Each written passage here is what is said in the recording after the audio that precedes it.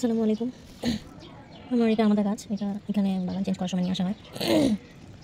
তো এরপরে সবাই আমাদের তুললেও ওগুলো অন্য জায়গায় লাগানো হয়েছে। এটার কথা ভুলে যাই। তো আজকে তো এটা তুলতেছি।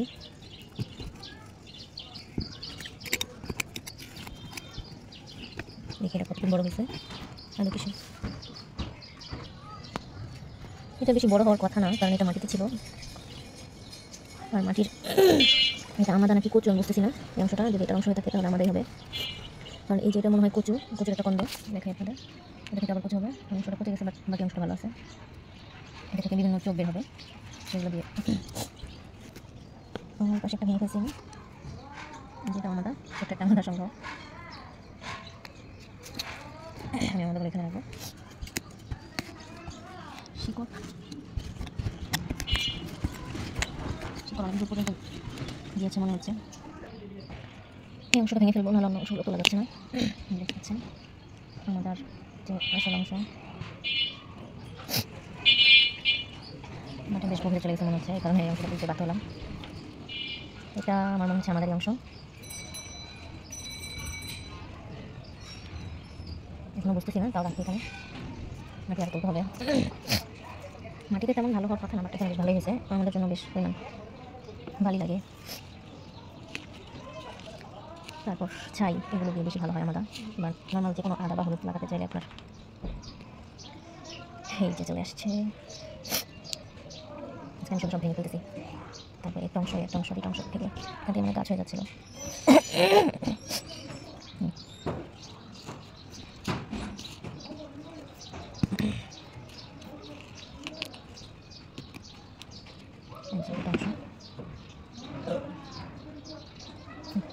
রক্ত করা লাগবে মনে হচ্ছে।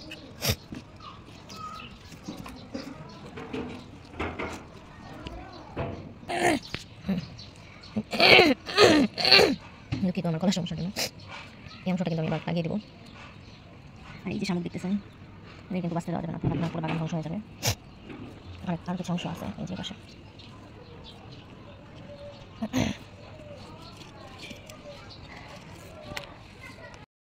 এই যে আমার একটা পিচ্ছি আমাদের ভাসতেছে। অনেকে আমাদের জিনিসটা আসলে চেনে না, এই উপকারিতাটাও জানে না। আমাদের এরকম এক ধরনের আদা, এটা হচ্ছে বলতে গেলে আমের ফ্লেভার আসে এরকম এক ধরনের আদা।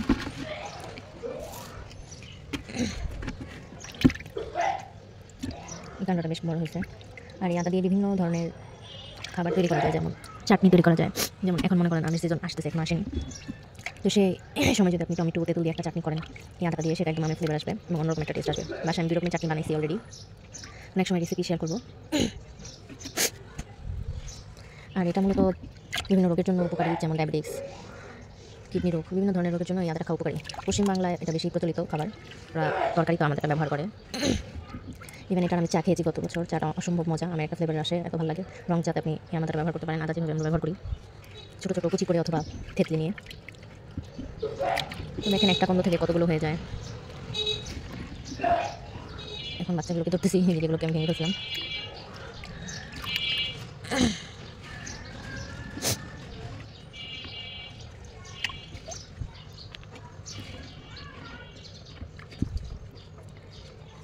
অংশ অবশিষ্ট নেই মনে হচ্ছে, আরেকটা চেকিং দিই, হাতে আসতেছে মনে হচ্ছে। প্রথমে এটা আমাকে আমার ছোটো ভাই গিফট করে, একটা কন্দ, ওর থেকে আমি এতগুলো করেছি। এরপরে একটা বড় আপু দেয় আমাকে একটা ইভেন্টে, সেগুলো লাগানো হয়েছে।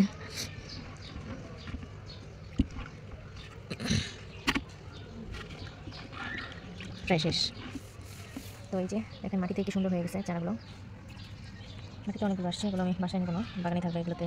এই যে অংশটাতে এরকম চারা বের হলে বা ছোটো একটা বের হলে, এটা তখন মিডিয়াতে লাগানোর উপযোগী হয়ে যাবে, যেমন এটাতে বের হয়ে গেছিলো। এটা দ্বিতীয়বার চারা করার প্রস্তুতি নিয়ে ফেলছে। অনেকগুলো তুলতে আমি দেরি করে ফেলছি। সবাইকে অসংখ্য ধন্যবাদ, আল্লাহ হাফেজ।